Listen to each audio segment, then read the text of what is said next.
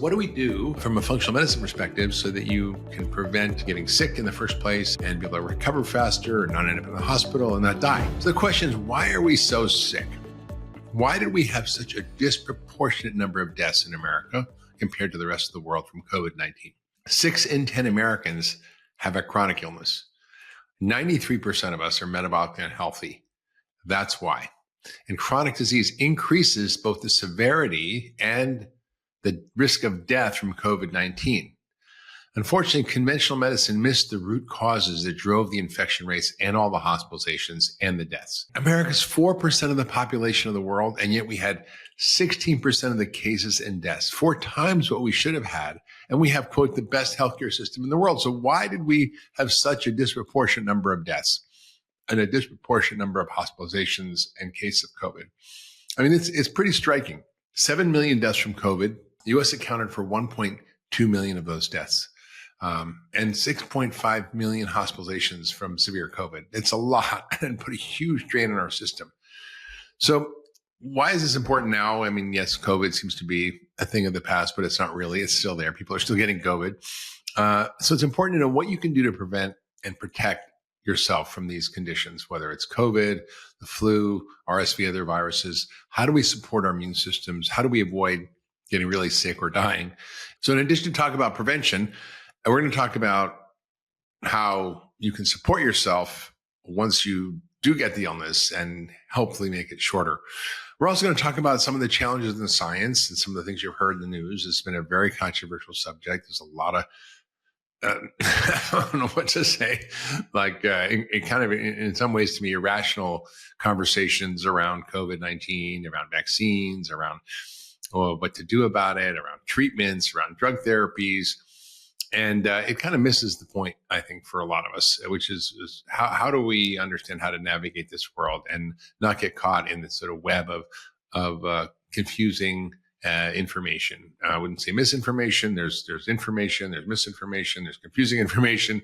I would say a lot of the science has been kind of rolled over by the media. It's been kind of amplified in some ways by very outspoken people that believe one way or the other on either side. And I think we need to kind of get back to the basics. And I'm going to try to take you through what we know about this disease, what it does to your body, what the controversies are that still remain, why some of the science is not as clear as we'd like it to be, what the science can show and what it can't show, and then what you can do to optimize your immune system and your health so you don't end up getting really sick and dying of this problem or any problem. Here's the take home here. The reason why Americans were so sick and were hospitalized at such an enormous rate and had so many more deaths per capita than the rest of the world was because we are a sick nation. We are pre-inflamed, we're obese, we're metabolically unhealthy, and we have chronic illness. And all these diseases are diseases of inflammation. So we literally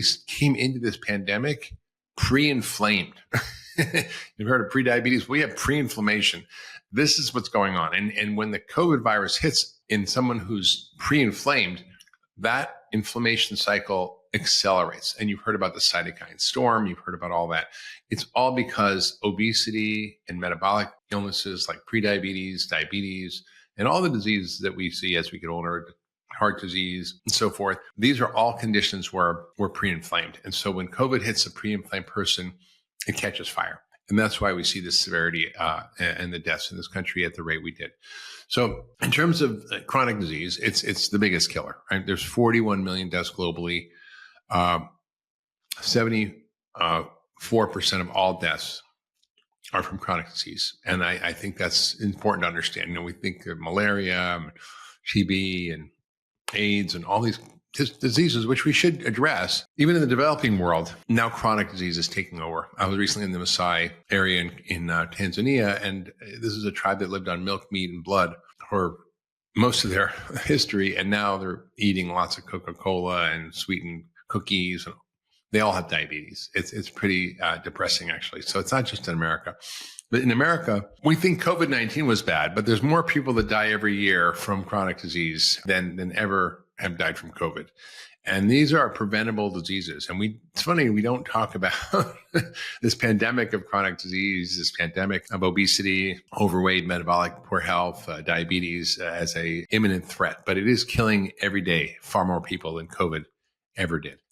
6 out of 10 Americans have one chronic disease. 4 out of 10 have 2 or more. These are things like heart disease, diabetes, cancer, dementia, pulmonary diseases, and many more. Kidney disease, hypertension. These are all related to the same underlying biology of insulin resistance and poor diet and all the things we talk about all the time. So it's not a mystery, but the strongest risk factor for death was people who had chronic disease. So if you had 1 or 2 comorbidities, meaning you had, let's say, high blood pressure and diabetes, you had a 70% increased risk of death. If you had 3 or more, which people do, they have heart failure, diabetes, hypertension, heart disease, it usually goes as a cocktail because they all have the same mechanism. It's really all the same disease. There's no such thing as comorbidity. It's a sort of medical term that makes me crazy because these are all connected. You can't treat heart disease and diabetes and hypertension and all these things separately because they're all related. They're all mechanistically the same with different manifestations. But if you had 3 of these, your risk of death went up by 130%. Also, your weight was a big factor. 75% of Americans are overweight, 42% are obese. In a deeper analysis, as I mentioned before on the show, 93% are metabolically unhealthy, which means they have some abnormalities, including high blood pressure, high blood sugar, high cholesterol, have had a heart attack or stroke, or are overweight. So only 6.8% of Americans don't have that constellation of symptoms or conditions. And, those are the things that put us at risk. So when you look at, the obesity epidemic, if you are overweight, just overweight, not obese, your risk of ending up in the hospital went up by 20%. If you're obese, it went up by 72%, and your risk of death went up by 25%. If you had extreme obesity, which is a BMI of over 40, it increased your risk of being in the hospital by 250%, and your risk of death went up by 200%, literally doubled your risk of death. Now, if your blood sugar was high, which, by the way, it's an epidemic in this country. 1 in 10 Americans has diabetes. It's estimated that probably half of all Americans have prediabetes or type 2 diabetes. I would say it's probably even more, depending on how you define it. Prediabetes has got a very narrow, strict definition, but I see it's a continuum. It's not like on or off, right? If your blood sugar is 99, you're fine. But what if you're 100? Then you're pre-diabetic? Well, it doesn't make any sense scientifically. So we have these arbitrary cutoffs. But the point is, if your blood sugar is like 106 to 125, you have a much higher risk of severe COVID by 55%.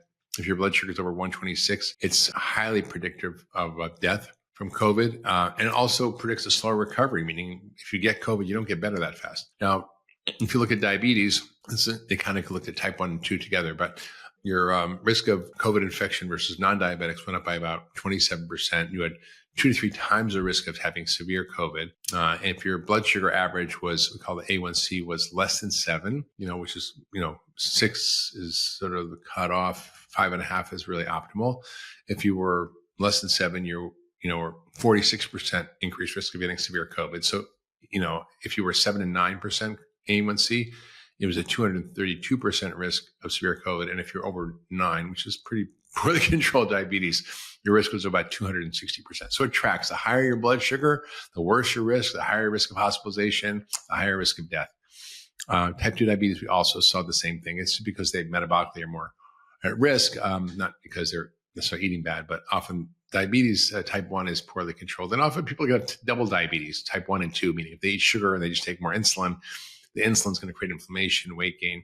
So they had a high risk by about 41% of COVID and severe COVID by 300%. When you look at just type 2 diabetes itself, there was a really strong association between, as I mentioned, high blood sugar and COVID-19 outcomes. And it's really all controlled by insulin resistance and chronic inflammation. So just to kind of back up a little bit, when you eat sugar and starch, and by the way, the worst thing for your immune system is eating lots of sugar and starch.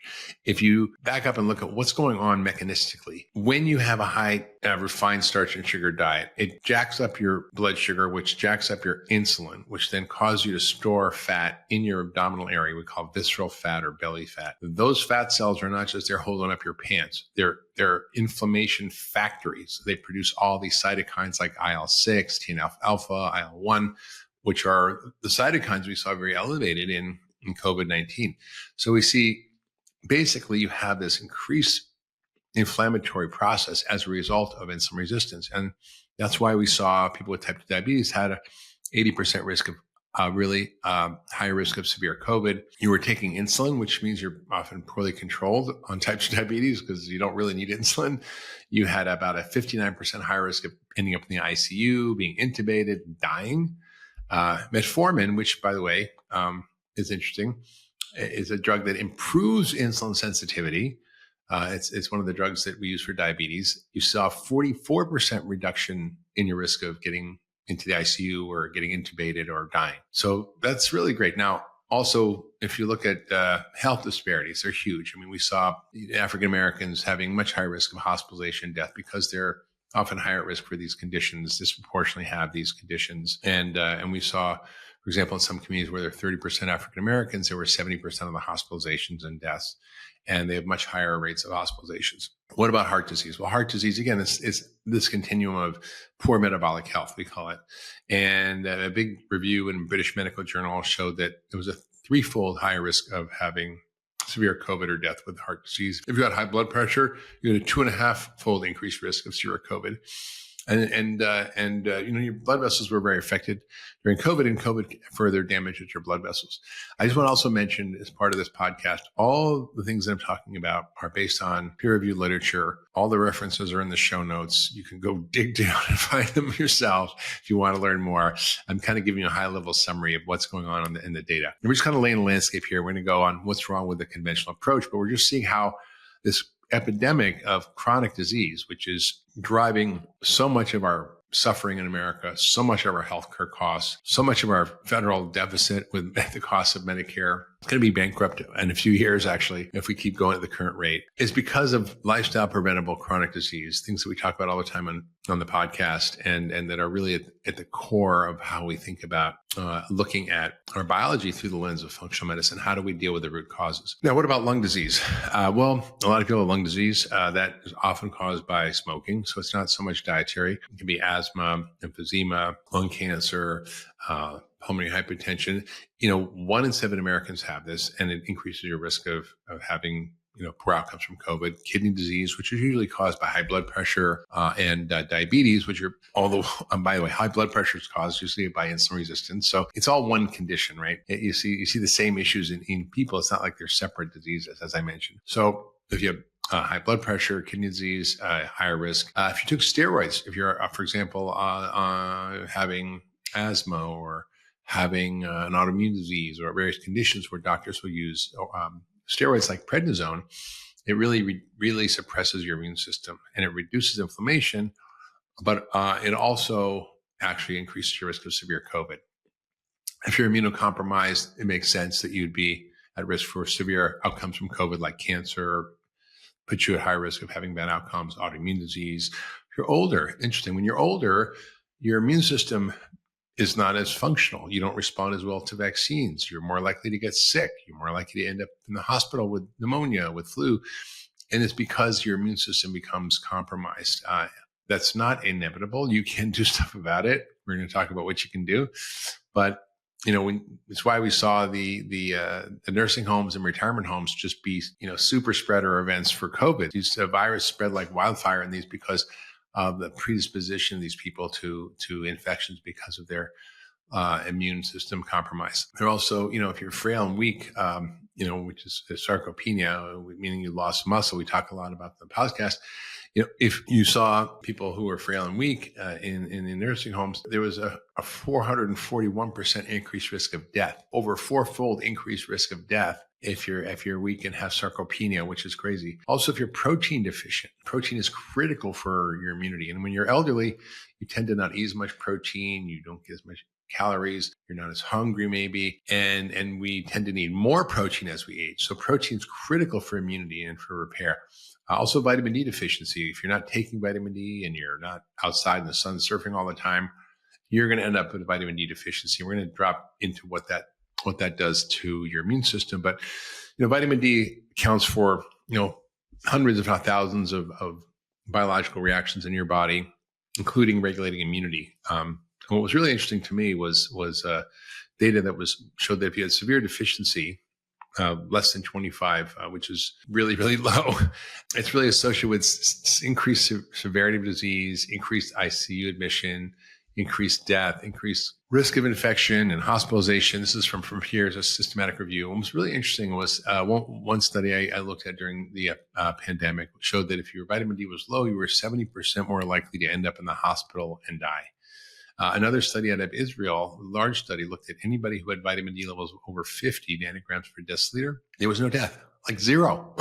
I mean, you don't even get that with vaccine. Now, maybe it wasn't a big enough study. Maybe there were problems with the study, but it was a pretty compelling bit of data that showed that if your vitamin D level was high, meaning you were adequately covered and you had no deficiency and you had optimal ranges of vitamin D, which I think is probably between 50 and 75, even though most labs say 30 or less is, quote, deficient, and anything between over 30 is fine. I don't think that's actually true when you look at optimal functioning of your health and immunity.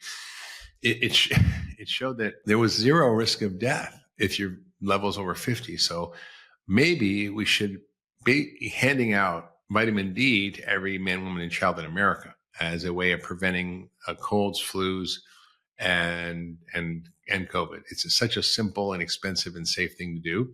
I know, I have a cocktail I use when I get sick. I'll share it with you, but essentially it's high dose vitamin D, high dose vitamin A, and some zinc, some adaptogenic and herbal compounds that help immunity. And, it really knocks it out. I literally, it's almost, I wouldn't say I have the cure for the common cold, but if I start to feel some symptoms, I hit myself with that, never get really sick. There's a lot of reasons, like I said, why as a society we were susceptible, why we saw 4 times the rate of death that we would expect based on our population and hospitalizations. It really has to do with our incredibly poor diet. We found that, for example, if you looked at the data on chronic diseases and influences on these chronic diseases, that if we had all had a better diet, we could have reduced the risk of hospitalization and death by 63% in America. That would have literally transformed everything that happened in our country. We wouldn't have had to do what we're doing now, which is this bailout. We wouldn't be dealing with inflation the way we are, with mortgage rates skyrocketing. It was just really bad. And I actually had a chance to talk to the director of the NIH, Francis Collins, who's a wonderful man, brilliant scientist, but really clueless when it comes to nutrition. I had the chance to ask him, and once he stepped down from the position, I said, why didn't you use this moment during COVID to tell America that they are at risk for severe infection and death because of their diet, and inspire them to learn how to eat better, to use this in medicine as we call a teachable moment, where we use some pain point to help people understand what they're doing is affecting their health, and inspire people to do better, and create a national public health awareness campaign, just like we did for smoking. And he's like, well, we don't want to blame the person who's overweight, so we didn't do it. I'm like, well, it's not their fault. It's because of the food industry. And as you know, I've written a lot about this in my book, Food Fix. I have a nonprofit that's trying to address this.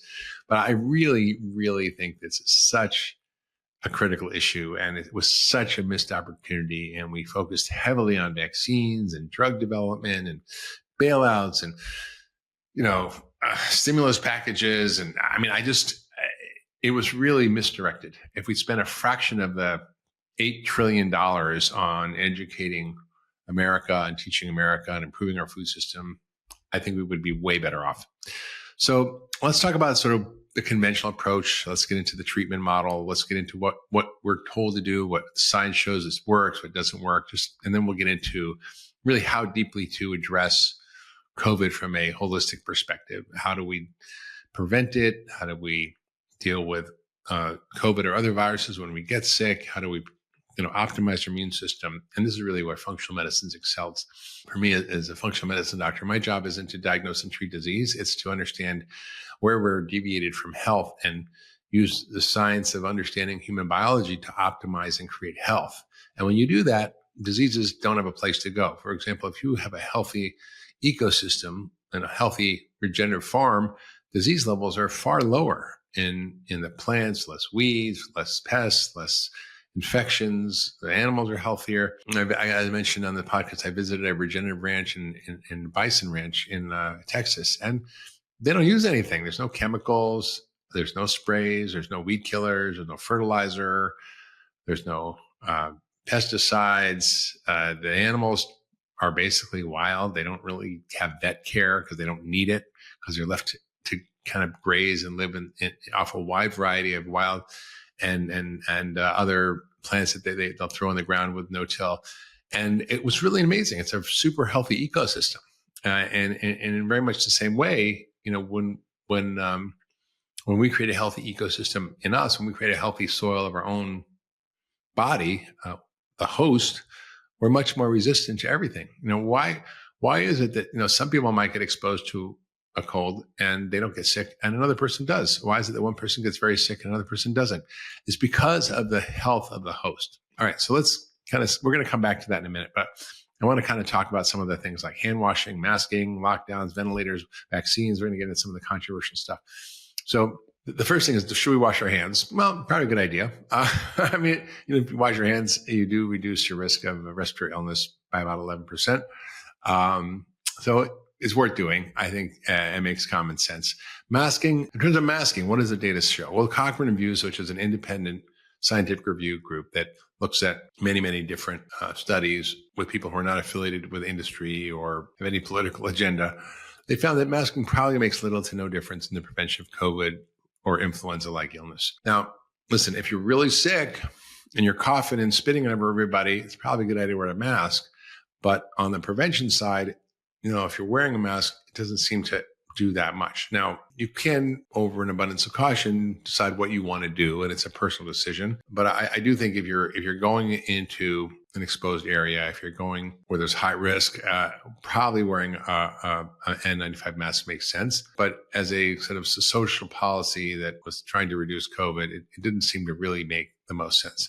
And there may be harms, especially for children. You obviously have decreased sense of someone's face, emotional learning, recognition, communications. There may be just discomfort with it. I don't think it's super harmful, but imagine if you're like 3 years as a little kid everybody's wearing masks and you can't read their facial cues. It's not great.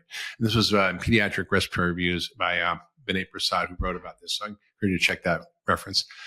Now, what about lockdowns? What do they do for us? Well, did they really make a difference? Well, it causes a lot of problems. It causes a lot of disease of despair, weight gain, depression, loneliness, binge drinking.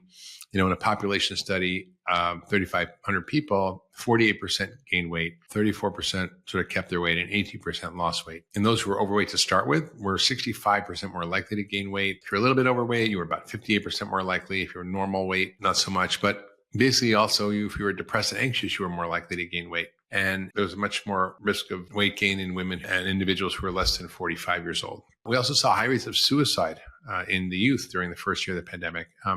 Much higher in males, youth, and minority groups. So suicides, loneliness, depression, weight gain, definitely risk factors for that. Ventilators, let's talk about ventilators quickly. But initially there was ventilator use, but we realized that probably wasn't the best strategy. And there were much higher rates of readmission and mortality. There was much higher rates of non-COVID respiratory distress syndrome and respiratory failure. So it was probably not the best strategy. We learned that pretty quickly. Now let's talk about vaccines. This is a Pandora's box, but I'm going to open it a little bit. The problem with the COVID vaccine effort was, in my mind, primarily this. We overpromised and underdelivered. We were told they work, and we were told they're safe. They kind of work, and they're kind of safe. So they don't really prevent you getting the sickness or having the disease that you're trying to protect against. And also, there were some significant COVID vaccine related side effects that were underreported and actually only tracked much after it was all rolled out. Now, there's an important thing about a particular concept when it comes to vaccines. It was never explained to the public. One is something called disease immunity, and the other is called sterile immunity. So sterile immunity is when you get the measles vaccine. You get it when you're a kid, you never get measles, you never need another vaccine. That prevents you ever from getting the disease. That's called sterile immunity. The other protection you can get from vaccines is disease immunity. So when you get the flu shot, it doesn't necessarily prevent you from getting the flu, but it might reduce the severity and it might reduce your risk of getting it, but it doesn't prevent you from getting the disease. COVID vaccine was like the flu vaccine. It was not sterile immunity, it was disease immunity, meaning that it may reduce your risk of getting the disease and reduce the severity and the risk of death, but not really in a significant way for the majority of the population. And in fact, natural immunity turned out to be far more of a protection than vaccine immunity. I mean, if you got the disease and you didn't get vaccines, you actually had a better protection longer term from COVID. That's not to say the vaccines didn't help and aren't helpful for certain sections of the population. For example, if you're chronically ill, have diabetes, if you have heart failure, if you're elderly, it certainly would be something to think about. Now, I remember when I was in training for medical school and residency, we had very clear guidelines for the flu. It was basically only recommended for those over 65, those with chronic disease like kidney disease, diabetes, heart failure, and only for children who had some issue, whether it's asthma or some congenital or inherited disease that made them at risk for having immune issues, right? Some chronic disease as a kid. And that changed so that the recommendations went from the select group of people who should get the flu shot to everybody over 6 months old should get the flu shot every year forever. Now, it's a bit of overkill, I think, in my view, especially when we understand how to regulate immunity. So the COVID vaccine, the Pfizer, BioNTech, and the Moderna mRNA vaccines, and the Novavax protein subunit vaccine, they help prevent severe COVID symptoms. They help prevent hospitalizations and death. And like I said, they benefit the immune compromised, the obese, diabetic, but they didn't prevent the spread of the virus, and they didn't cause sterile immunity. So we were told they work, meaning we would never get the disease. Doesn't do that. And we're told they're safe. And it was really hard to know that because, often you don't realize the side effects until the drug or compound is rolled out in the population. And vaccines are like any drug. Every single drug, whether it's aspirin or Tylenol or a statin or Prozac, they have side effects. Now, we call side effects things that we are seeing things that we don't want, but they're not side effects really. They're effects of the drug or the compound that we don't like. We call them side effects, but they're actually, part of the mechanism of the drug. Now, one of the most concerning things we're seeing is this increased risk of myocarditis, which is inflammation of the heart muscle, and also pericarditis, which is inflammation of the sac around the heart. And this is a very serious condition. It can cause chest pain, shortness of breath, fast heartbeat, really common in men under the age of 40 and higher among younger males aged 12 to 24 who had a second dose of either the Pfizer or Moderna vaccine. This is from the European Journal of Clinical Investigation, a systematic review. This is not my opinion. I'm just sharing the data. So I want to be really clear here. This is concerning to me because we're seeing a dramatic uptick in sudden deaths in a lot of these athletes and young kids. And this is not something that was happening before COVID. There is something called the vaccine reporting system, or the VAERS, also the vaccine safety data link. Basically showed there are about 15.3 cases per 100,000 for those aged 12 to 15, and about 13.9 cases per 100,000 for those 16 to 17 after the second dose of the Pfizer vaccine. That's concerning. Now, it's important to note that COVID-19 infection itself increases the risk of myocarditis more than you would get after a vaccine, but also after the second dose. This is really important. After the second dose, and all these require 2 doses of the vaccine, your risk of having this heart inflammation is higher than if you had an infection. So if you got COVID, your risk of having this ultimately is lower than if you had a vaccine. This concern for me around young folks getting the vaccine is that they're not that high risk for dying or getting severe infection. They generally get milder illness. They don't end up in the hospital unless they have some chronic disease or obese, which, by the way, is like 20% of kids. So maybe there's some argument there. But these are not the high risk people. And they're at much higher risk of getting the complications, it seems, from the vaccine. In a 2023 systematic review and meta-analysis published in BMJ Open, the overall cases were low, obviously, in the population, but there was a higher risk in those who had the mRNA vaccine without having had COVID before. So basically, the relative risk was 2. Now, this may not sound like a lot, but that means it's a 200% increased risk of getting heart damage from the vaccine if you've never had COVID before. So that's quite concerning to me. Also, blood clotting was a thing that happened with certain women with the J&J vaccine. And the issue is we don't really know the long-term risks of mRNA coronavirus vaccines. Now, I can tell you as a practicing physician, we learned something called the doctor years of a disease. So, for example, I learned in medical school about a condition called a pheochromocytoma, which is an adrenal tumor. that has all sorts of effects in the body. It stimulates adrenaline and produces lots of, stress hormones. I've been practicing medicine since 1987. I've never seen a case of it. I don't know actually of any of my friends who've seen a case of it. It's super rare. With COVID vaccine, many of my patients, and I don't even have that busy a practice anymore, but I still see a fair bit of patients, but not like I was seeing, 30 patients a day. When I was younger, I've seen a lot of post-COVID vaccine injuries, neurologic problems, immune dysregulation. Just had a friend who had a severe allergic reaction, rash all over his body. And so these are not infrequent. Now, some of them may not range the severity of myocarditis, which is a very severe heart condition.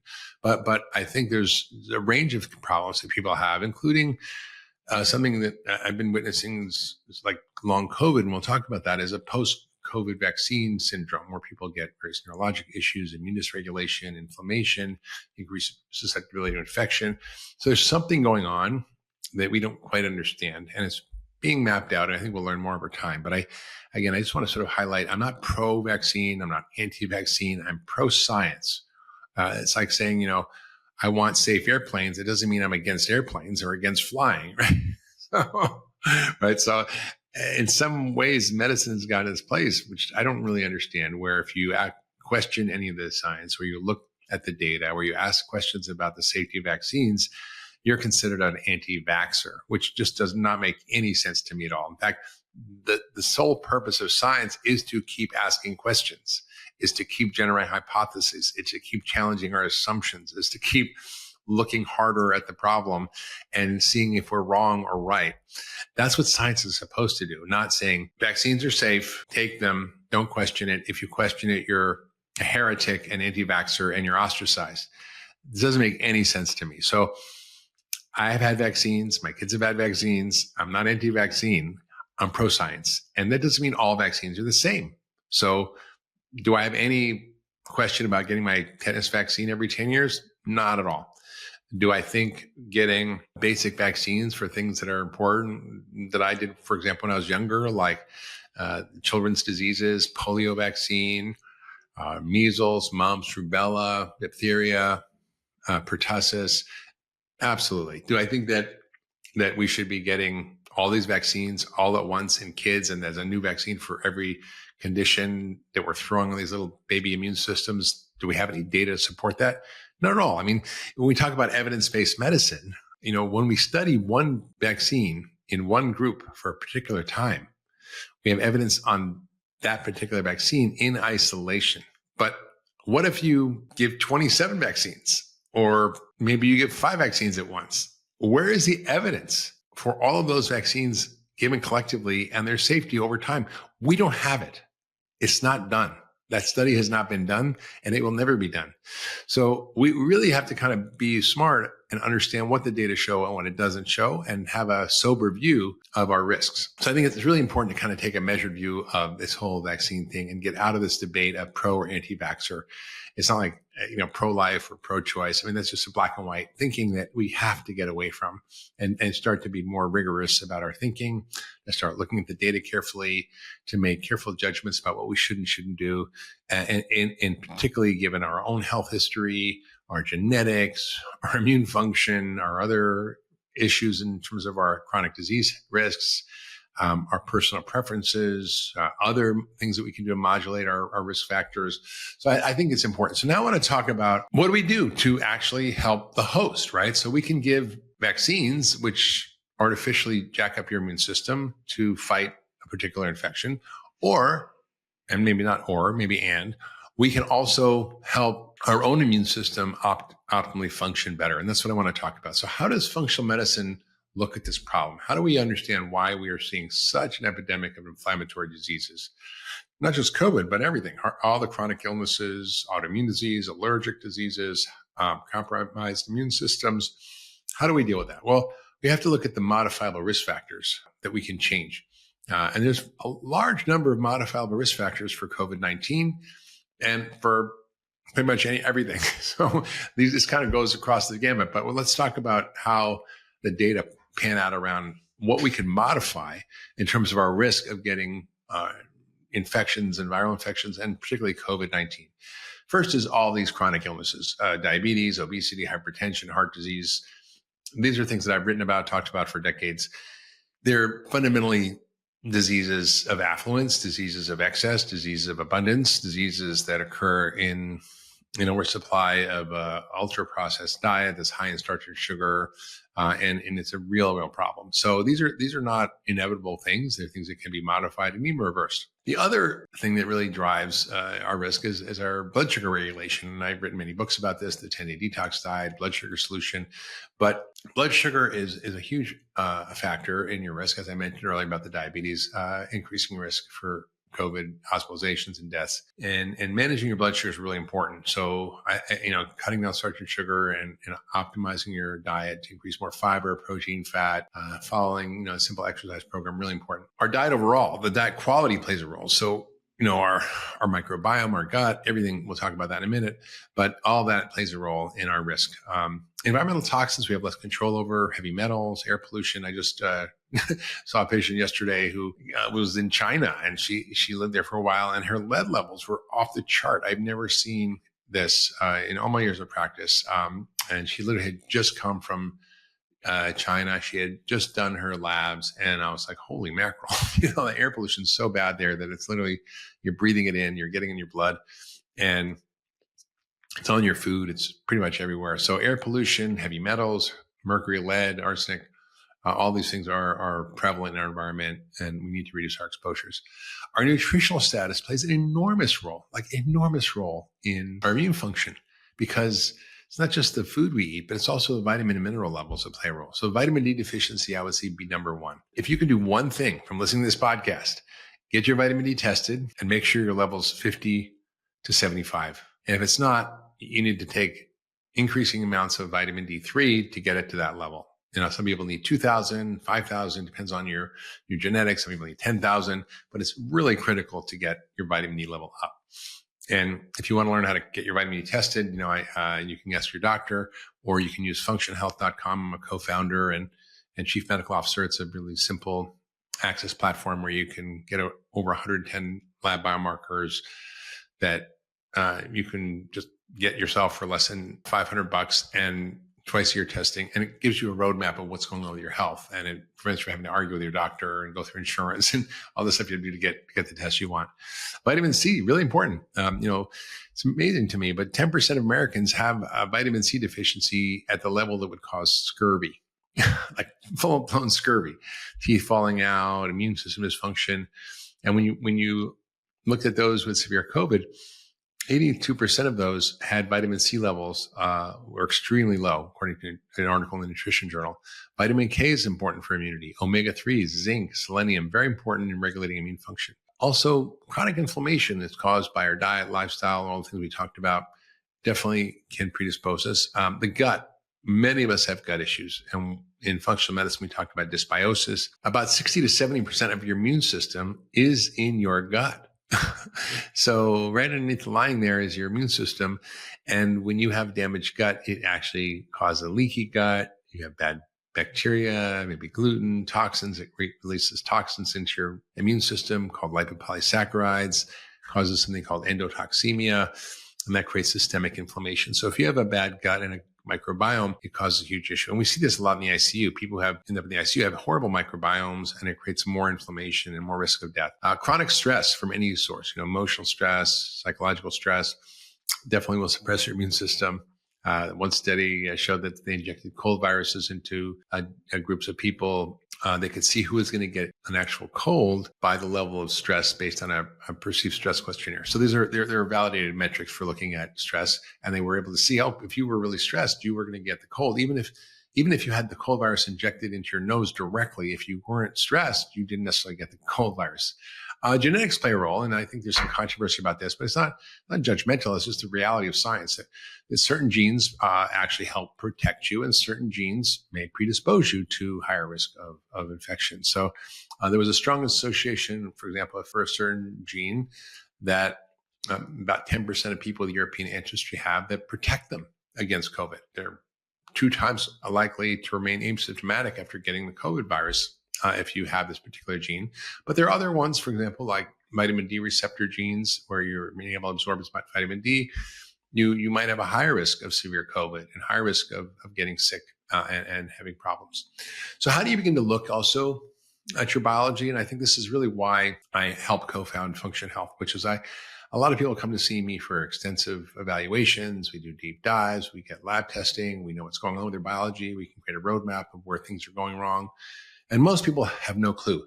That's why I co-founded Function Health. And in our first, cohort of over 20,000 people, over 1 million data points, we found that collectively 67% had some severe deficiency, not a deficiency that I would say that's from my perspective as a functional medicine doctor of looking at what's optimal. Like optimal vitamin D is 50 to 75, but a vitamin D of less than 30 is what I'm talking about here, or iron level is extremely low, or B vitamins extremely low. So I'm talking about not optimal levels, but just the lowest possible level. Okay. 67% of our cohort, and this is a health forward population, had one of these biomarkers of a significant nutritional deficiency. So it's important to get your numbers checked, to know your numbers. And that's really why we started Function Health. You can go to functionhealth.com. If you want to use the code Young Forever, you can skip the wait list, little trick, and get your labs tested and see where you're at, because it'll give you guidance and insights about how to optimize your health based on that. So the things you should look at is your CRP level, because that's going to tell you the basic level of information. You want to know your omega-3s because that helps regulate immunity. You can measure your zinc levels, selenium, magnesium, vitamin D, iron status, all affect immunity. Your blood sugar, A1C, which is your average blood sugar, your blood count to see if your immune system's working, your metabolic health, liver, kidneys, and also your cardiovascular risk factors, right? Your lipids, your B vitamin levels, homocysteine, cortisol, stress levels, heavy metal levels. All these can be done through functionhealth.com. And it's very easy, just 15-minute visit at Quest, and you'll be able to get your labs. Okay, so what do we do from a functional medicine perspective so that you can prevent getting sick in the first place and have more resilience when you do get sick and be able to recover faster and not end up in the hospital and not die? Okay. How do we not die, right? How to not die. I think there was a book that was written a while ago. So the first is obviously get your diet sorted out. Eat whole, real, unprocessed foods. Diet quality is really important. And this is not just an opinion. If you look at a high diet quality compared to low diet quality and the risk of COVID-19 and the risk of severe COVID-19, you had a 40% lower risk of severe COVID-19. This is an article published in Gut if you had a high diet quality. If you want to basically figure out how to reset your whole biology quickly, you can use my 10-day detox diet, which is available on anywhere you get your books. It's got a cookbook, and essentially it's written to help reset your metabolic health. Hydration, really important. Drink half your weight in ounces of water every day. Make sure you get electrolytes as well with that. Avoid ultra-processed food. This is the number one thing that's going to suppress your immune system and screw up your gut and cause inflammation. Processed starch and sugar, fried foods, trans fats, added sugars, sugar-sweetened beverages, alcohol. These are all things that are going to cause more immune issues. How do you think about, choosing nutrient-dense food that has the nutrients that are going to help your immune system? First is vitamin D. Okay, where do you get that? Fatty fish, like it, herring, mackerels, things like that, sardines, mushrooms, although, it's hard to get enough from mushrooms. Porcini mushrooms, you can almost never get in America.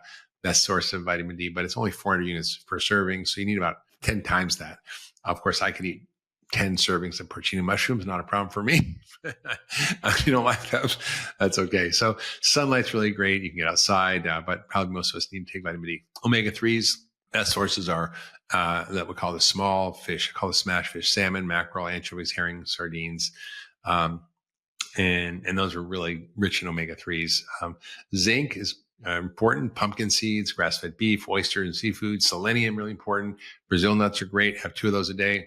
Organ meats, maybe you don't like that, but high in selenium. Pasteurized eggs, sardines, halibut, grass-fed beef. Also, important to increase your intake of anti-inflammatory foods, phytochemicals, and antioxidant-rich foods. Vitamin C, where do you get that? Citrus foods, kiwis, oranges, lemons, grapefruit, bell peppers, tomatoes. All the vitamin A building blocks you can get from the carotenoids like spinach, kale, bell peppers, sort of the orange, yellow stuff, sweet peppers, winter squash.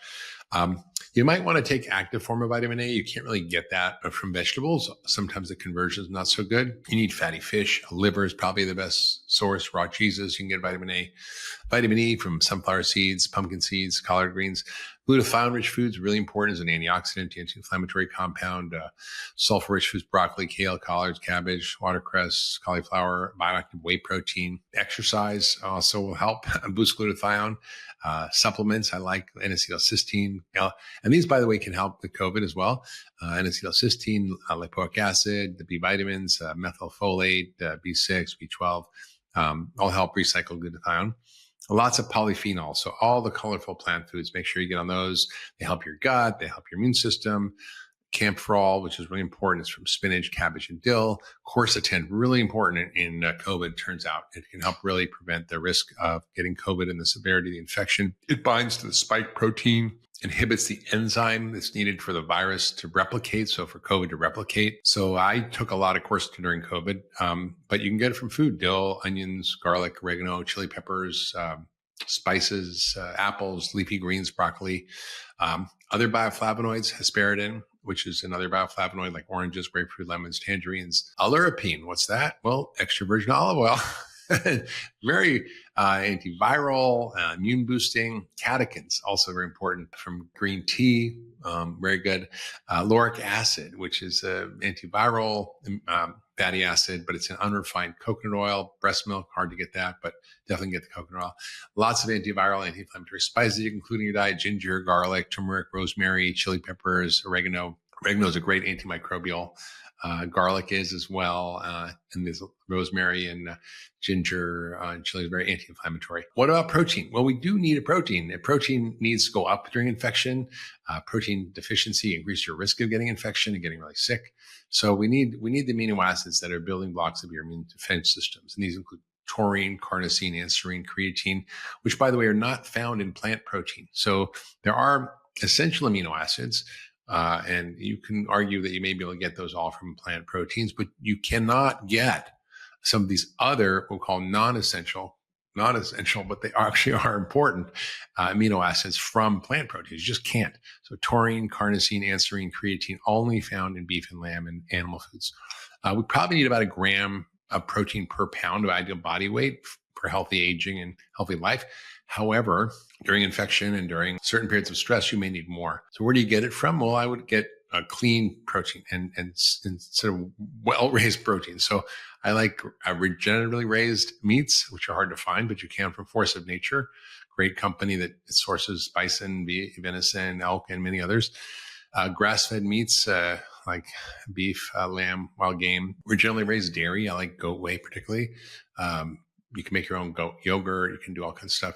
There's a creamery around where I live in the Berkshires, and they have a sheep yogurt, which is really good. You can also get eggs, poultry. I see free range or pasture. I would say pasture raised, because free range can mean they maybe have like a square foot to walk around in. Wild caught fish, but small fish. Great source of protein. Sometimes you can get legumes, nut seeds. Non-GMO tofu, tempeh, all that can be helpful. So that's the kind of main part of your diet. What about gut? How do you help your gut? Well, you need probiotics, prebiotics, and polyphenols, and a few other things that can be really helpful. So probiotic foods are things like fermented foods, grass-fed sheep, cow, coconut yogurt, kefir, sauerkraut, tempeh, miso, natto, kimchi pickles, all that stuff. Who knew pickles were a probiotic food? I grew up on those. Sauerkraut. Also great, has Lactobacillus plantarum, very good for your immune system. Prebiotic foods to help fertilize the good bugs. I drew some artichokes, garlic, leeks, asparagus, artichokes themselves, bananas, apples, cocoa, chocolate. Who knew? It's a prebiotic food. Burdock root, flax seeds, jicama, seaweed, all great prebiotic foods. Polyphenols, really, I mentioned those earlier, but those are really important for your gut microbiome. The little dudes in your gut need to eat those colorful plant compounds that makes them grow and flourish. Other things that can help your gut include bone broth, colostrum, certain things called beta-glucans, which are found in mushrooms, zinc, vitamin D, glutamine also help your gut. You can help your immune system by optimizing your lifestyle, right? You can get enough sleep. So You need optimal sleep for gut immune function. You need the sleep to help your immune system repair, for maintenance work to be done, 7 or 8 hours at the minimum. You can check out my sleep masterclass. We'll link to that in the show notes. Certain supplements can be helpful, like magnesium, threonate, glycinate, L-theanine, and many, many others I talk about. Exercise also really helps support immunity. Over-exercise obviously doesn't, right, if you're running a marathon.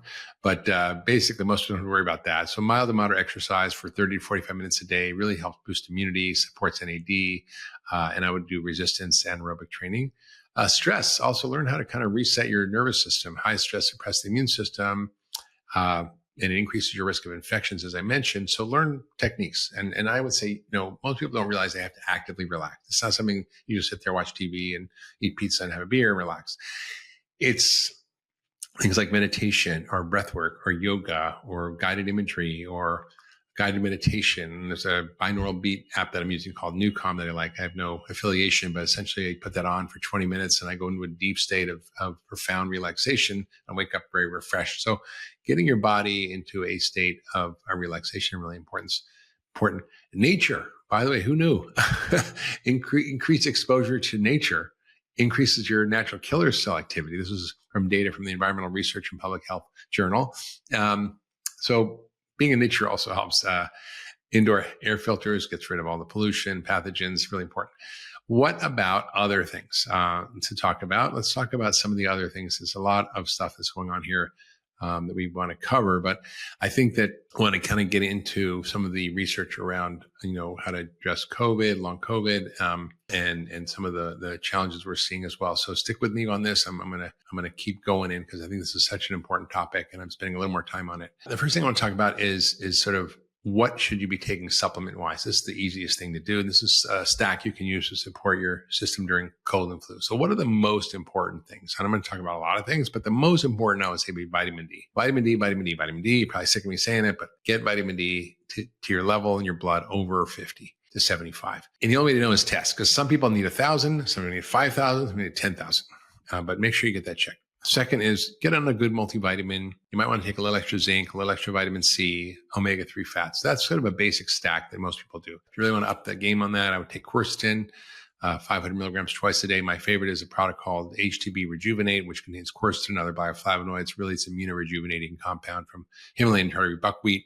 I'm an investor in Big Bold Health, just full transparency, but it's a really amazing product. It was developed by my mentor, Jeffrey Bland, who's the father of functional medicine. And make sure your gut's healthy. So probiotics are really important as well. There's a number of probiotics. I'm going to put all the stack in the show notes. So you'll see exactly what I'm recommending, the doses. Melatonin might be helpful for some people as well. Colostrum can be helpful. And certain peptides. We'll talk about peptides. Now, peptides are a little bit controversial, but there's one in particular that's worth talking about called thymosin alpha-1. Your thymus gland is your immune system. It tends to shrink as we get older. It's widely used as peptide in China and in COVID-19 patients, and it was shown to decrease hospitalization, especially those who had more severe disease, and it decreased death by helping restore lymphocyte function and depleted T cells. This is in the International Journal of Immunopharmacology.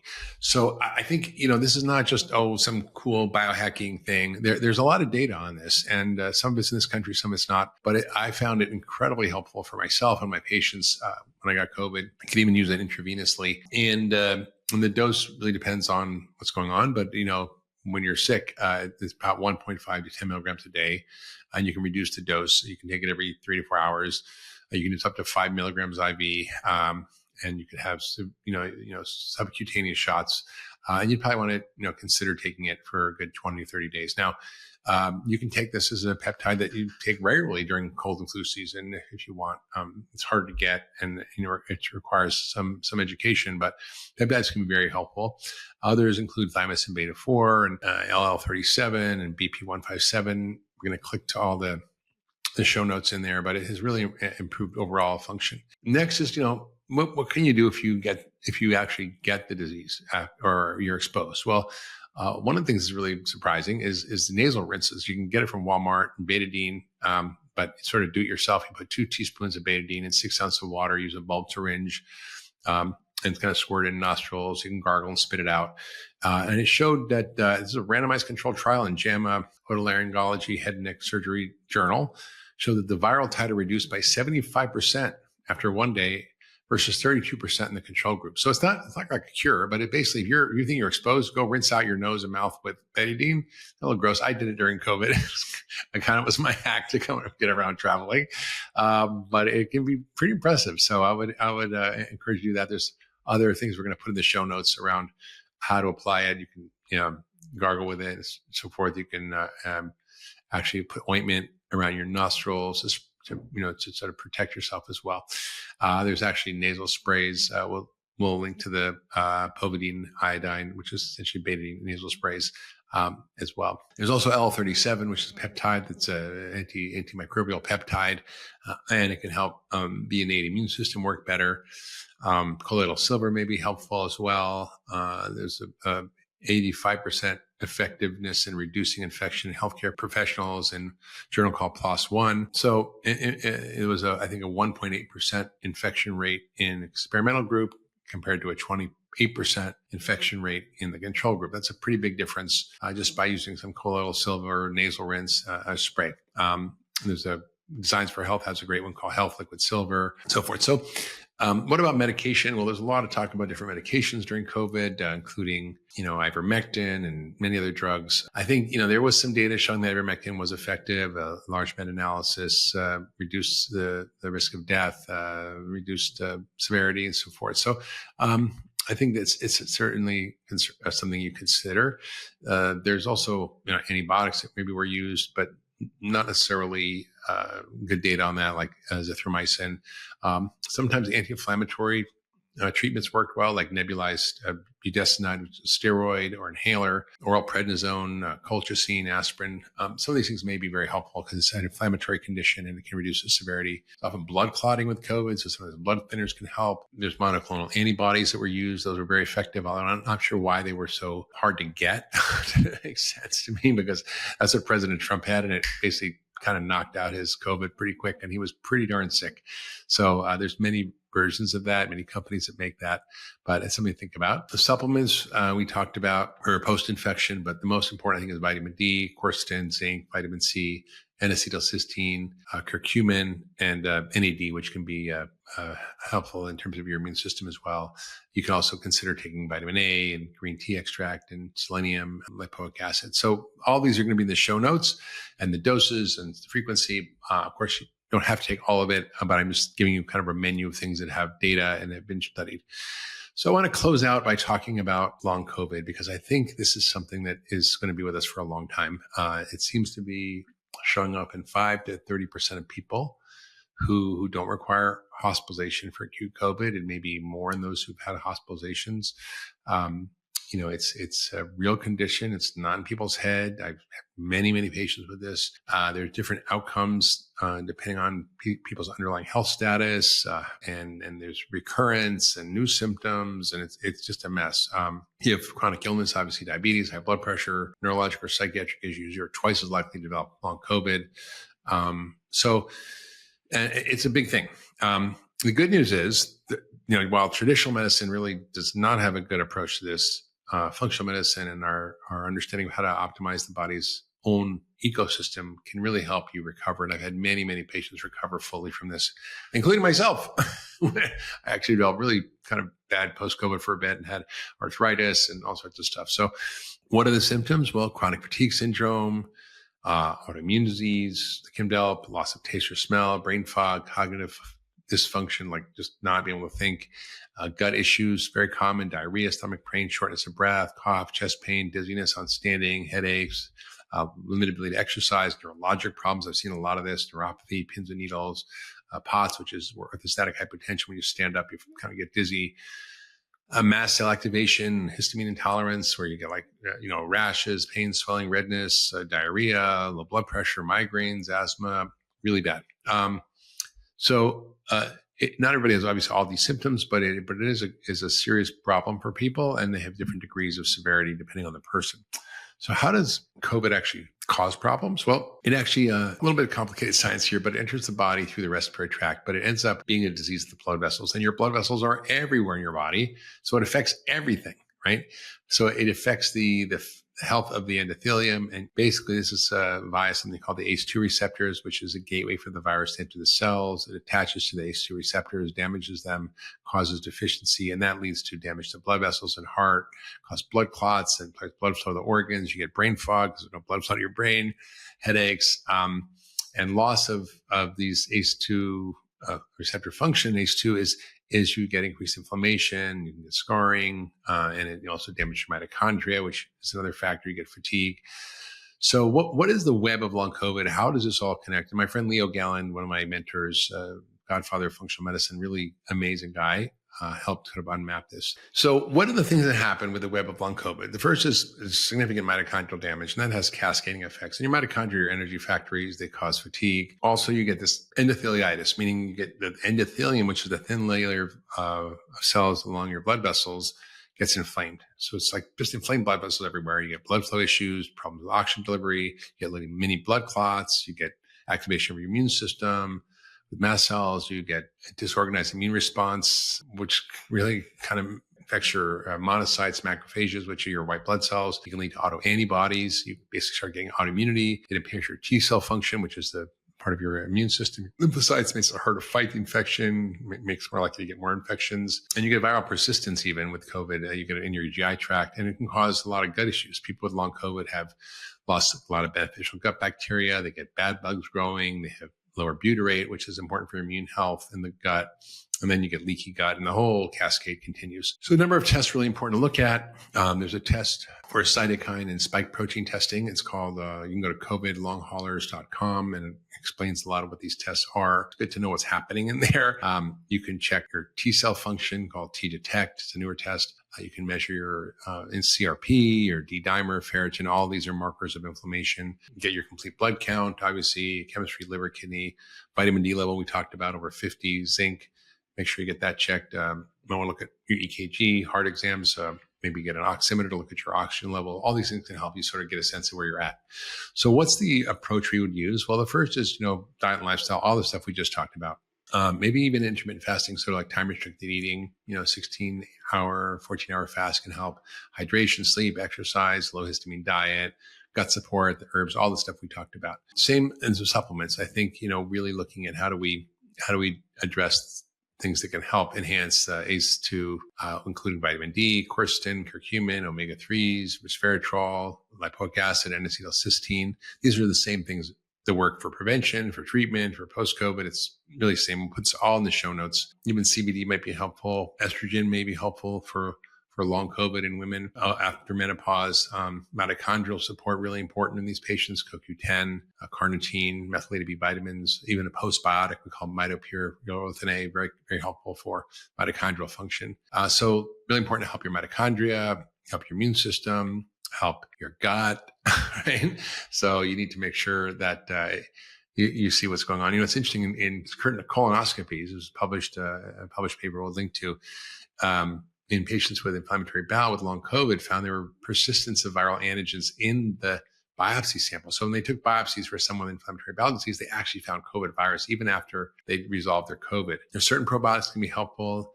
Bacillus subtilis with B7092, we'll link to it. It's called Tundrex, can be helpful. Some herbs might be helpful, like Tolavid, from Chinese herbs, from gromwell root, may work, as well as Paxlovid. Other cocktail of antiviral and immune modulating herbs called medicinals. Again, there's a lot of studies supporting the use of these in medical journals for immune modulatory activity. It may not be directly against COVID, but it just generally helps your immune system. Get your microbiome sorted. Obviously, the polyphenol-rich diet, the vitamin D, quercetin, curcumin, resveratrol, the fermented foods for your microbiome, the prebiotics, resistant starches like green bananas, sodium butyrate. You can take our probutyrate, I like as the product for getting butyrate levels up, which helps your immunity. Reishi mushrooms also helpful. So a lot of stuff you can do to get your gut microbiome sorted. We're going to cover this more in detail in other podcasts, but really important to get your gut sorted. So make sure you get your gut really healthy. Now, sometimes additional treatment may be helpful, and this sometimes can be a little hard to access for people, but I think it's really important if you're stuck to think about these things. And some simple IV support can be helpful, like IV NAD, glutathione, vitamin C, lysine, all can be helpful. I found ozone therapy very helpful, and this can be done through various clinics, but 1 to 10 pass ozone a few times a week, ozone dialysis or EBO also can be helpful. A lot of data in Europe from ozone and COVID showing it was very effective. I don't know why I never picked up here. It's probably I call it the medical industrial complex, but it's unfortunate. I was in conversation with a lot of European doctors during COVID and talking about their experiences in ICUs and hospitals using ozone. Found it very effective. Hyperbaric oxygen can help with recovery. There are facilities around the country where you can go get treatments. Usually requires 20, 30 treatments. Another treatment's a little harder to access, a little more expensive, called plasmapheresis, where they essentially filter out all the inflammatory stuff from your blood, can be helpful. There are immune modulating therapies like exosomes. These can be also expensive, but very, very helpful in select patients. Who knows, even stem cell therapy may be helpful. So we're going to look at all these things as the menu, but you have to decide what's right for you in terms of optimizing your immune system to start with, in terms of the simple things that are very free, like exercise, lifestyle. You got to eat anyway, so optimizing your diet, not to be more expensive than eating a crappy diet. In fact, it's probably cheaper. And some basic supplements, and then you can kind of navigate based on what your issues are, whether you have COVID currently, or whether your immune system is compromised, or whether you have long COVID, to optimize your approach. We've done podcasts on this with Dr. Leo Gallen. We'll link to those. So we've covered the landscape of COVID. I hope you're a little more enlightened than you were before you started listening to this. It's a lot, but I sort of want to summarize by saying, we know that the virus is important, but also the host is equally as important. And if you optimize your own well-being through lifestyle, diet, the right supplements, basic simple practices, maybe a few extra enhancements we talked about, you can be resilient and immunoresilient and rejuvenate your immune system and help prevent COVID, help prevent you getting really sick or dying from it, and prevent long COVID. And even if you have this problem of long COVID, I would not lose hope. We're seeing a lot of emerging therapies that can be really helpful for this. You have to dig around, find a good functional medicine doctor. If you love that last video, you're going to love the next one. Check it out here. How did obesity triple in the last 60 years, from about 13% of the population to 43% of the population? I can guarantee you it's not an Ozempic deficiency.